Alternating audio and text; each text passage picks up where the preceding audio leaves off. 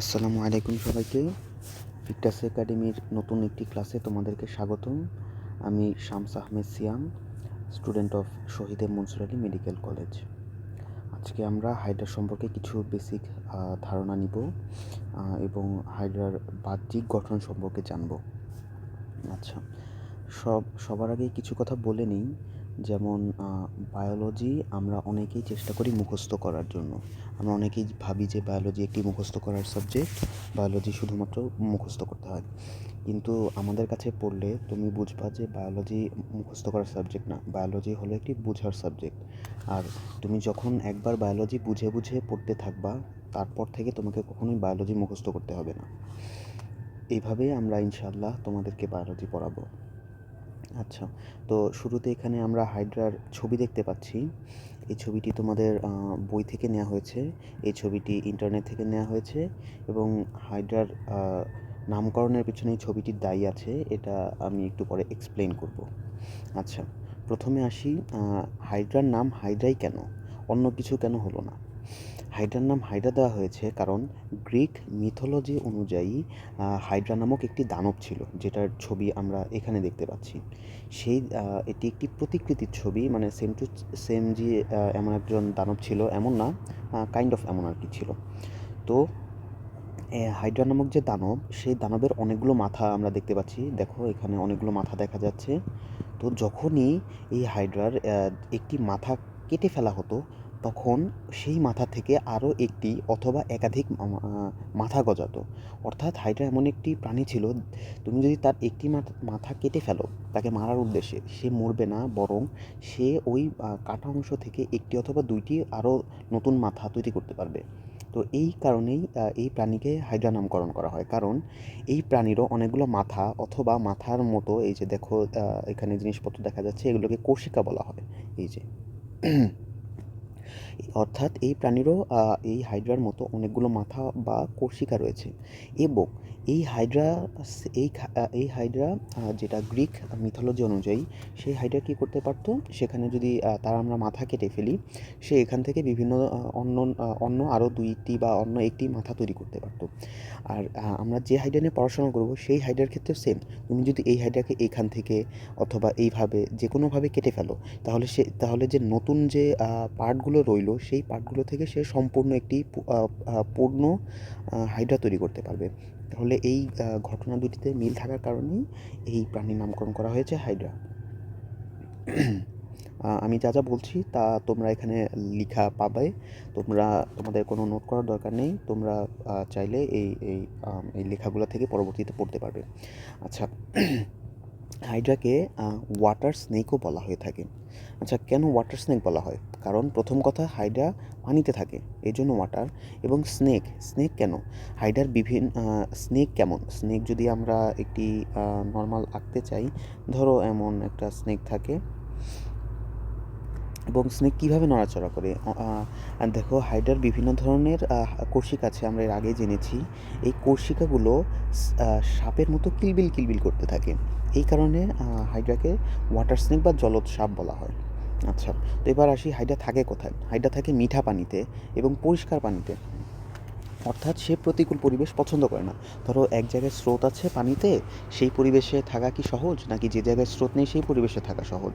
অবশ্যই যেখানে স্রোত নেই। সেই জন্য হাইড্রা স্রোতহীন পরিবেশে থাকতে পছন্দ করে। আচ্ছা, এখানে আরেকটা কথা আছে, সেটাকে হাইড্রাকে মিঠা পানির পলিপ বলা হয়। কেন? কারণ প্রথম কথা, সে মিঠা পানিতেই থাকে, তাহলে তাকে তো মিঠা পানিরই বলতে হবে, নোনা পানি তো বলতে পারবো না। আর পলিপ মানে কি?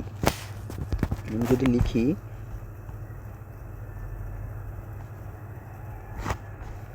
আচ্ছা, আমি তো ফার্স্ট ক্লাসে বলেছি যে বায়োলজি যে ওয়ার্ড ভেঙে ভেঙে পড়তে পারবে, তার জন্য সবচেয়ে সহজ। আমরা এইভাবেই পড়ার চেষ্টা করব। আমি তোমাদেরকে দেখাচ্ছি। পলি, এই পলি শব্দটার মানে হলো অনেক, এবং লাস্টে যে এই ওয়াইপি আছে, এখানে এটা বলতে ফুট বা পা বোঝানো হয়। আচ্ছা, তাহলে হাইড্রাকে কী বলা হয়? মিঠা পানির পলিপ। আচ্ছা, তাহলে পলিপ মানে কি? মানে যার অনেকগুলো পা আছে। আমরা যদি হাইড্রার চিত্র দেখি, তাহলে দেখো হাইড্রার কি অনেকগুলো পা আছে?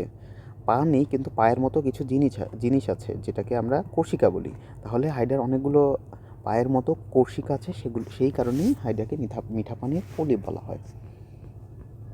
আচ্ছা, তো এবার হাইড্রার গঠন সম্পর্কে আসি। হাইড্রার দুই ধরনের গঠন সম্পর্কে আমরা বলবো, একটা হলো বাহ্যিক গঠন আর একটা অন্তর্গঠন। মানে বাহ্যিক গঠনটা যে জিনিস সেটা হলো আমরা বাইরে থেকে দেখতে পারি, আর অন্তর্গঠন আমাদেরকে ভিতরে যেতে হবে, তাহলে আমরা দেখতে পারবো। আচ্ছা, বাহ্যিক গঠন অনুযায়ী হাইড্রাকে মূলত তিনটি ভাগে ভাগ করা হয় বা তিনটি অংশে ভাগ করা হয়। তিনটি অংশ কি? একটি হলো হাইপোস্টোম, একটি হলো দেহকাণ্ড, একটি হলো পদতল বা পদচাকতি। আচ্ছা, জিনিসগুলো কি? প্রথমে আসি ট্রাঙ্ক বা দেহকাণ্ড। আচ্ছা, আরেকটি কথা বলে নিই যে ইন্টার বায়োলজি পড়ার ক্ষেত্রে তোমরা চেষ্টা করবো সবসময় বাংলা অংশ পড়ার সাথে সাথে ওইটার ইংলিশ পার্টটাও জেনে নিতে। কারণ অনেক ক্ষেত্রে দেখা গেছে যে বিভিন্ন জায়গার বোর্ড কোয়েশ্চেনে তোমাদের ইংলিশ হিসেবে কোয়েশ্চেন দিয়েছে। যেমন এখানে ধরো একটি কোয়েশ্চেন করা যায় যে হাইড্রার অংশ 9 কোনটি, তো ওখানে ইংলিশ হিসেবে পার্টগুলো দেওয়া থাকলো। ধরো দেহকাণ্ডের জায়গায় ট্রাঙ্ক হিসেবে দেওয়া আছে, তো তোমরা যদি এই ট্রাঙ্ক সম্পর্কে না জানো যে ট্রাঙ্ক মানে দেহকাণ্ড, তখন তোমরা ভুল করবা।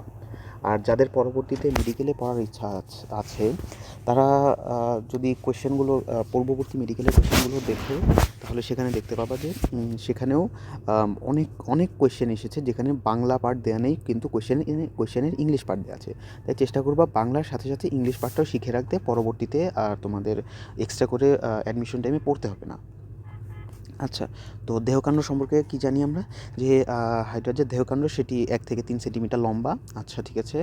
আর দেহকাণ্ডের উপরের দিকে বা আপার হাফে শুক্রাণু থাকে এবং লোয়ার হাফে ডিম্বাণু থাকে।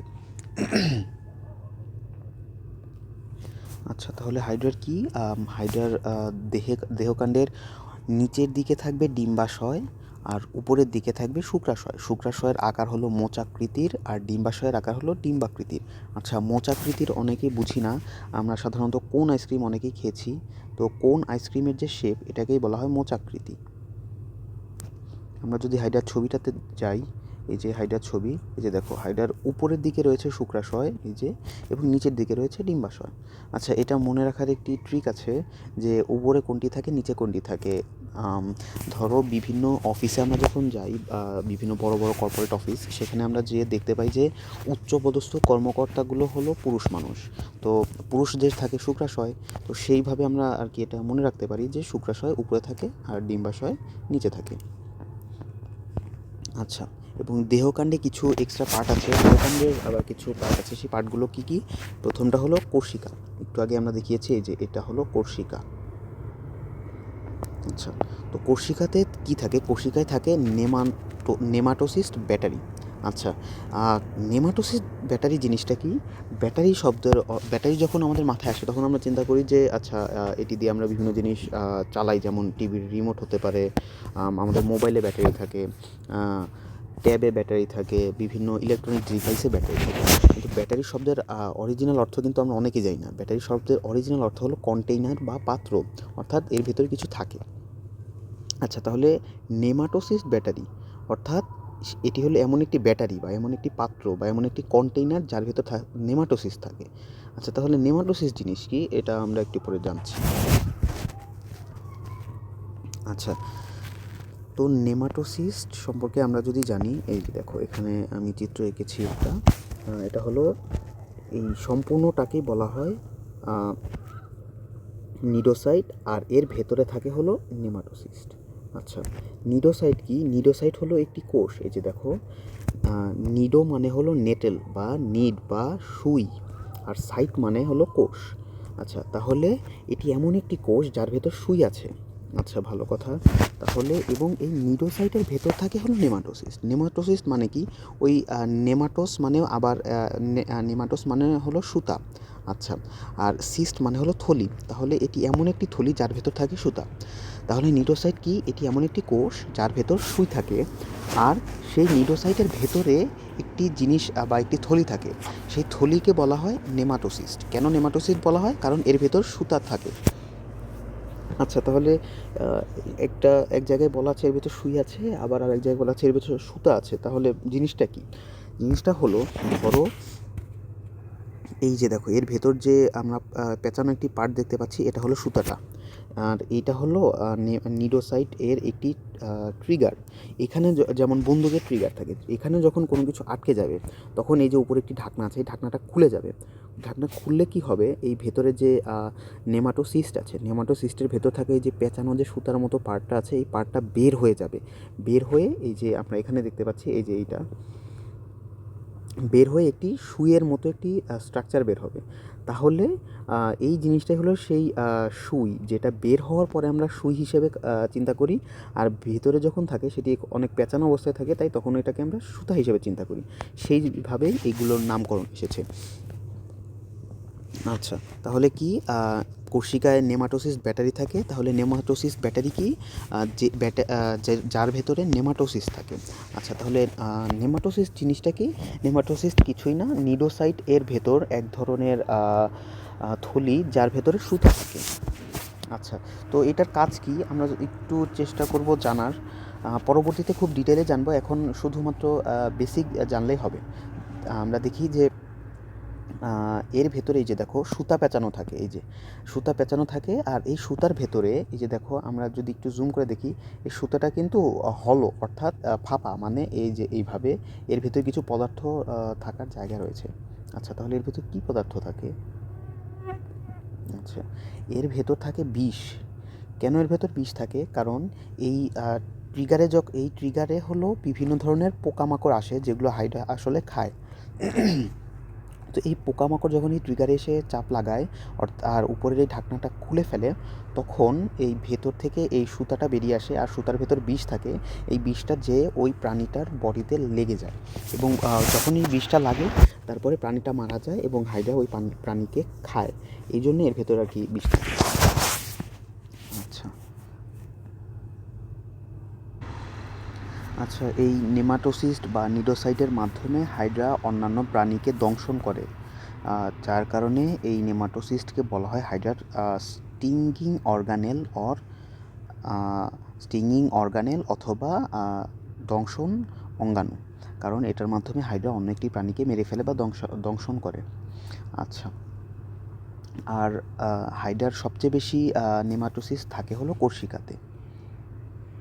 আচ্ছা, এরপর হাইড্রার দেহকাণ্ডের একটি পার্ট হলো মুকুল বা বাড। আচ্ছা, তো মুকুল বা বাড হলো হাইড্রার একটি অযৌন জননের প্রক্রিয়া। আমরা যদি মানুষের ক্ষেত্রে চিন্তা করি, মানুষের যদি বংশবৃদ্ধি করতে চায়, তাহলে মানুষের যৌন জনন করতে হয়, অর্থাৎ শারীরিক সম্পর্ক করতে হয়, তাহলে আমরা পরবর্তী বংশধর নিয়ে আসতে পারি।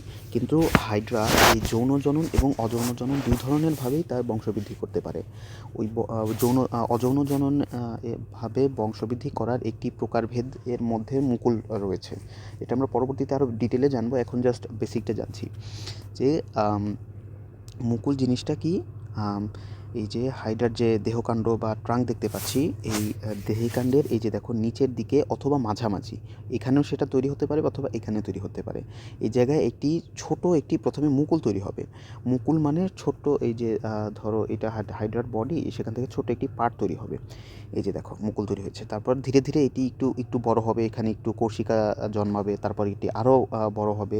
যখন অনেক সম্পূর্ণ বড় হয়ে গেছে, তখন এই যে এখানকার পার্টটা আলাদা হয়ে যাবে, অর্থাৎ আর তারপরে এই হাইড্রাটা আগের মতোই আছে, আর এটা একটি নতুন হাইড্রা তৈরি হলো। এটাই হলো মুকুল। আর এটা হয় হলো গ্রীষ্মকালে, শীতকালে হয় না, কারণ শীতকালে পরিবেশে পানি কম পাওয়া যায়, অর্থাৎ বাতাস আর্দ্র থাকে কম।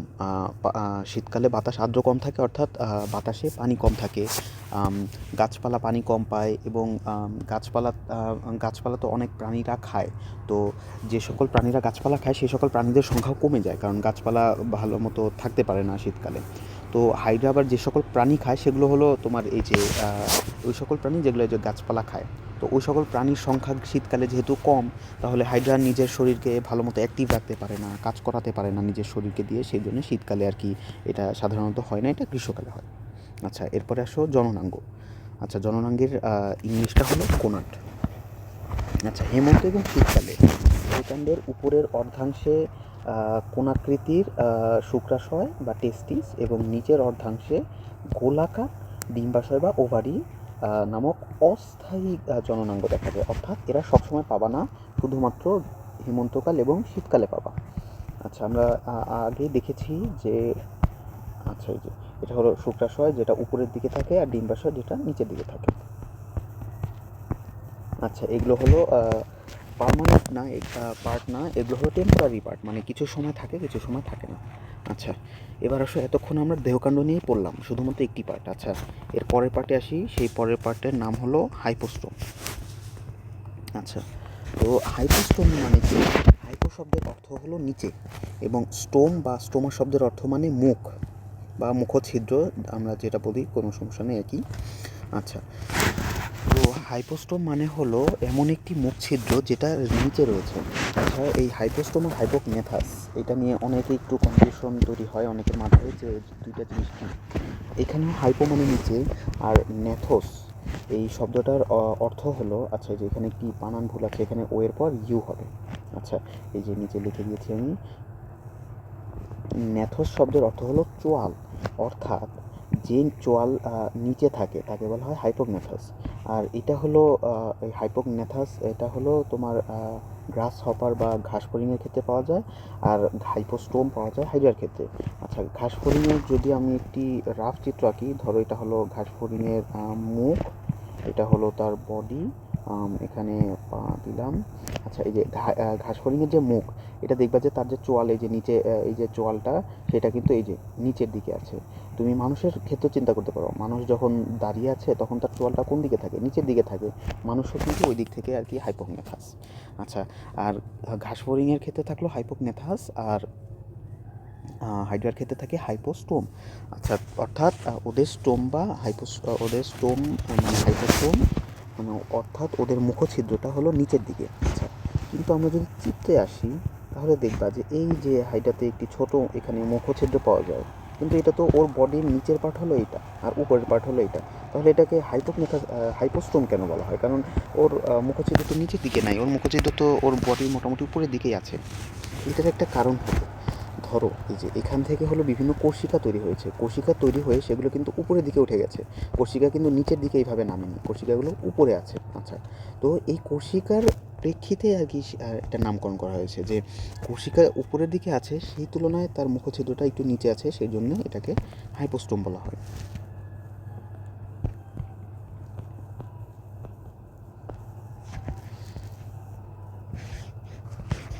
আচ্ছা, এবার আমাদের মানুষের মুখছিদ্রতে মাংসপেশি আছে, যার কারণে আমরা সংকোচন প্রসারণ করতে পারি, অর্থাৎ মুখ খুলতে পারি, বন্ধ করতে পারি। হাইড্রার ক্ষেত্রেও সেম জিনিস পাওয়া যায়, সেও তার মুখ খুলতে পারে, বন্ধ করতে পারে, বিভিন্ন প্রাণী খাওয়ার ক্ষেত্রে আর কি। আচ্ছা, এবার তার তৃতীয় পার্ট হলো পদচাকতি।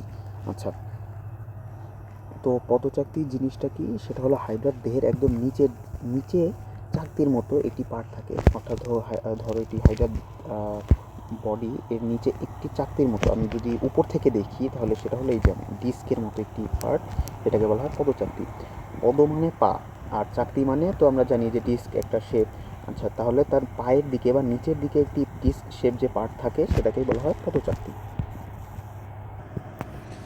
আচ্ছা, মুখের দিকের যে এরিয়া, সেটাকে বলা হয় ওরাল, অর্থাৎ হাইড্রার মুখের দিকের পার্টের যে তল, সেটাকে ওরাল তল বলা হয়, এবং যেটা পায়ের দিকে অর্থাৎ উল্টা দিকে, সেটাকে বলা হয় অ্যাবোরাল তল।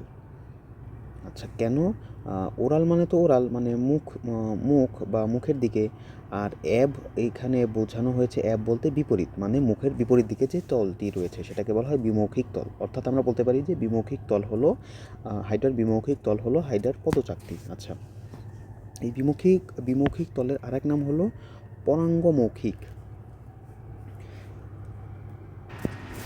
আর পরাঙ্গমৌখিক শব্দের অর্থ হলো যেটা তোমার মুখের উল্টা দিকে রয়েছে। আমরা তো জানি যেহেতু পদচাকতি উল্টা দিকে রয়েছে, সেই জন্যই এটাকে আর কি পরাঙ্গমৌখিক বলা হয়। পরাঙ্গমৌখিক শব্দটা তোমাদের মনে না রাখলেও সমস্যা নয়, তোমরা ওরাল অ্যান্ড অ্যাবোরাল এই দুইটা জিনিস চাইলে মনে রাখতে পারো। আচ্ছা, এবং পদচাকতিতে হাইড্রার যে পদচাকতি আছে, সেখানে কিছু স্পেশাল কোষ পাওয়া যায়, সেই কোষগুলো কি করতে পারে? ক্ষণপদ তৈরি করতে পারে। আচ্ছা, ক্ষণপদ মানে কি? ক্ষণ মানে ক্ষণস্থায়ী, মানে কিছুক্ষণের জন্য, পদ মানে পা, অর্থাৎ এমন কিছু পায়ের মতো স্ট্রাকচার তৈরি করতে পারে যেগুলো কিছুক্ষণের জন্য স্থায়ী হয়, এবং এর মাধ্যমে হাইড্রা কী করে, অ্যামিবয়েড চলন ঘটে। অ্যামিবয়েড চলন মানে আমরা যেহেতু আমরা অ্যামিবা সম্পর্কে হয়তো পড়েছি। অ্যামিবা হলো ধরো এই যে এমন একটি প্রাণী, এবং অ্যামিবা ধরো চলাচল যখন করতে চায় তখন সে কিছু ক্ষণপথ তৈরি করে। অর্থাৎ এই সেম একটি চিত্র, অর্থাৎ ধরো যে সেম অ্যামিবাই রয়েছে, সে করবে কি, সে সে ধরো এই সামনে চলাচল করার জন্য এই যে তার এই যে এখানে যেমন ছিল সেখানে কয়েকটা ক্ষণপথ তৈরি করবে। অর্থাৎ এই যে দেখো ছোট ছোট পায়ের মতো স্ট্রাকচার তৈরি করছে, দেখছো? আর এইগুলো যদি আমরা দেখি, দেখো এটা হলো এই জায়গায় ছিল, আর পা তৈরি করে সেটা একটু সামনে চলে গেছে। এখানেও ধরো অনেকগুলো পা তৈরি করলো, পা তৈরি করার মাধ্যমে এই যে একটু সামনে আগায়। এইভাবে ক্ষণপথ তৈরি করতে করতে করতে অ্যামিবা সামনে চলেন। তো হাইড্রার ক্ষেত্রেও হাইড্রার নিচের পায়ের দিকে একটু এইভাবে কিছু কিছু কোষ থাকে যে কোষগুলো ক্ষণপথ তৈরি করতে পারে, এবং ক্ষণপথ তৈরি করার মাধ্যমে সেগুলো ধরো একটু চলাচলে হাইড্রাকে সাহায্য করে। আচ্ছা, তো হাইড্রার এখানে পদচাকতিতে আর এক ধরনের কিছু কোষ পাওয়া যায়, সেগুলো হলো মিউকাস ক্ষরণ করে। সেগুলো কী ক্ষরণ করে? মিউকাস। এবং মিউকাস ক্ষরণ করার মাধ্যমে হাইড্রা গ্লাইড করে চলতে পারে। আচ্ছা, প্রথমে আমরা আসি গ্লাইড করে চলা কি, আবার আরেকটা আসি হলো মিউকাস কি। ধরো এক জায়গায় তোমাকে চলাচল করতে দেওয়া হলো একটা নর্মাল রোডের উপর, তুমি স্বাভাবিকভাবে চলাচল করতে পারবা। কিন্তু ওই রোডের উপর আমি যদি তেল ঢেলে দিই অথবা পিচ্ছিল কিছু ঢেলে দেই, তখন কিন্তু তোমার চলাচল করার দরকারই পড়বে না, তুমি জাস্ট গ্লাইড করে করেই চলতে পারবা। মানে তুমি জাস্ট প্রথমে একটু হাঁটবা, তারপরে স্লাইড করবা, আমরা যেটাকে আর কি স্লাইড বলতে বুঝি, সেটাই হলো গ্লাইড। ধরো একবার হাঁটলা, একটু হাঁটার পরে স্লাইড করতে থাকলা, ওই তেলই তোমাকে আর কি নিয়ে যাবে। তো গ্লাইড বলতে এই স্লাইডকেই বোঝানো হয়। আর মিউকাস জিনিস কি,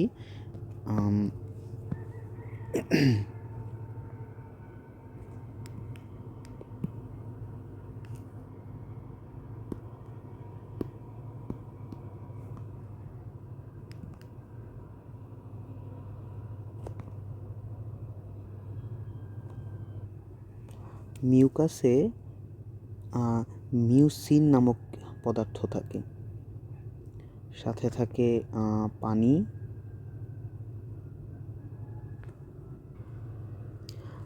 আর সাথে থাকে লবণ। আচ্ছা, আর এই মিউসিনের লাস্টে আমরা দেখতে পাবো যে আইএন আছে। ম্যাক্সিমাম ক্ষেত্রে তোমরা যেটা লাস্টে আইএন দেখতে পাবা, সেটাকে চিন্তা করবা প্রোটিন হিসেবে, কারণ প্রোটিন শব্দের লাস্টেও দেখবা যে আইএন রয়েছে। অর্থাৎ মিউসিন হলো এক ধরনের প্রোটিন বা আমিষ। আচ্ছা, তো মিউকাসের মধ্যে কি থাকে? মিউসিন থাকে, সাথে পানি থাকে, সাথে লবণ থাকে। তো মিউসিন হলো আর কি মেইনলি এই তৈলাক্ত বা পিচ্ছিল পদার্থ, যার কারণে আর কি মিউকাসটা পিচ্ছিল হয়। তো তাহলে হাইড্রার পদচাকতির নিচে কিছু কোষ থাকে যেগুলা মিউকাস ক্ষরণ করতে পারে। মিউকাস কি? মিউকাস হলো মিউসিন, পানি, লবণের তৈরি একটি পদার্থ, যেগুলো ধরো স্লাইডিং এজেন্ট হিসেবে বা তোমার স্লাইড করতে হেল্প করে, কারণ এগুলো হলো পিচ্ছিল পদার্থ। আচ্ছা, এবং স্লাইড করাকে কি বলা হয় হাইড্রার ক্ষেত্রে? হাইড্রার স্লাইড করার মাধ্যমে যেভাবে যে একটি ধরনের চলন হয়, সেটাকে হাইড্রার গ্লাইডিং বলা হয়। আমরা পরবর্তীতে এই গ্লাইডিং চলন সম্পর্কে জানবো যখন আমরা হাইড্রার চলন নিয়ে আলোচনা করব। আচ্ছা, তো এই ছিল হলো ফার্স্ট ক্লাস। এখানে তাহলে আমরা কি জানলাম? হাইড্রা কি, হাইড্রা কেন কেন তাকে হাইড্রাই বলা হয়, অন্য কিছু কেন বলা হয় না। তারপর হাইড্রা কোথায় থাকে, হাইড্রার স্ট্রাকচার বা গঠন কি, আমরা আপাতত বাহ্যিক গঠন সম্পর্কে আলোচনা করেছি। এই ক্লাস করার পর তোমরা জাস্ট বইটা একবার রিডিং করবা, শুরুর দিকেই দেখবা যে স্ট্রাকচারগুলো দেওয়া আছে। যদি কিছু না বোঝো তাহলে তোমরা কমেন্টে জানাতে পারো, আমি চেষ্টা করব সেগুলোর উত্তর দেওয়ার। আচ্ছা, তাহলে আজকে এই পর্যন্তই থাক। আসসালামু আলাইকুম।